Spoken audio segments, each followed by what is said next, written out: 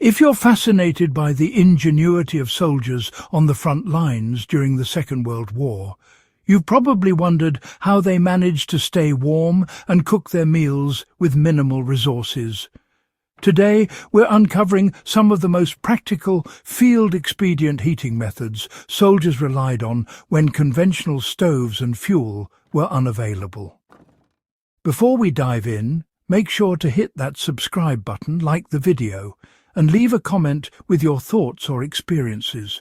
This channel thrives on engaged history enthusiasts like you.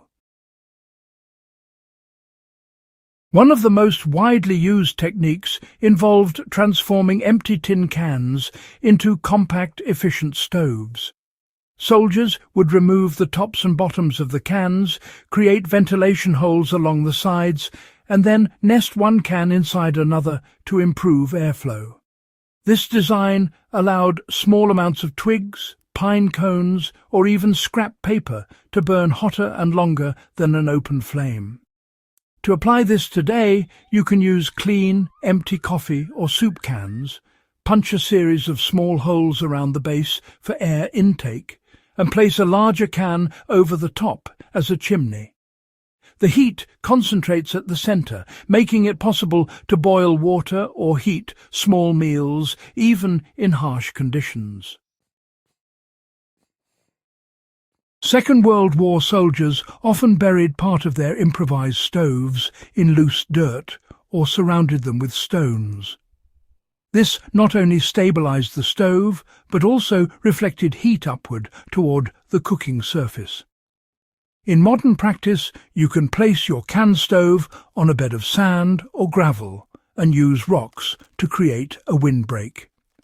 This setup preserves fuel while directing heat efficiently. The concept is simple yet effective. A partially enclosed flame loses less energy, giving you longer cooking times and better warmth with minimal fuel. In extreme winter conditions, soldiers sometimes use snow as a form of insulation around their stoves.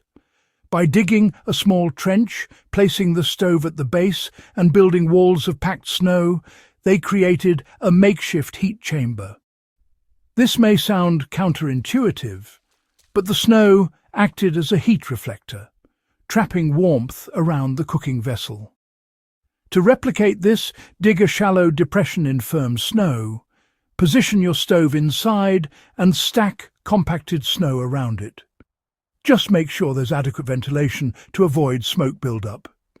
This technique also doubles as a survival tip for anyone stranded in cold climates without a proper shelter. Fuel scarcity was a constant issue for soldiers. They often relied on wood scraps, twine, cardboard, and even oily rags to sustain a flame. In some instances, they soaked paper in melted fat from rations to create slow-burning fuel cakes. For practical application today, you can collect dry twigs, pine needles, or shredded cardboard and combine them with a small amount of cooking oil or candle wax to extend burn time. These improvised fuels were compact, portable, and honestly surprisingly effective for boiling water or warming a meal. Beyond the basic can stove, soldiers experimented with stacking empty ration tins to create a layered heating system. By piercing ventilation holes in each layer, they allowed air to circulate while concentrating the flame. Some soldiers inserted small metal plates between tins to create a flat cooking surface or a heat shield for warming hands and feet. For practical use, start with a few empty food cans, stack them carefully with ventilation, and place a small pot on top. This method provides more consistent heat than a single can stove, and, well, demonstrates how simple modifications can dramatically improve efficiency. Managing smoke was crucial, especially in trenches or makeshift dugouts. Soldiers learn to position stoves near an exit or use a small angled metal sheet to direct smoke away from their position. The principle is straightforward: airflow matters as much as fuel. Today, if you're experimenting with an improvised stove indoors or in a semi-enclosed area, always maintain a ventilation channel. A simple metal funnel or even a short piece of stovepipe can guide smoke safely, making the stove practical without creating a hazard. The beauty of these WWII improvisations is how seamlessly they integrate with basic survival skills. Soldiers used what was at hand, conserved fuel, and maximized heat output.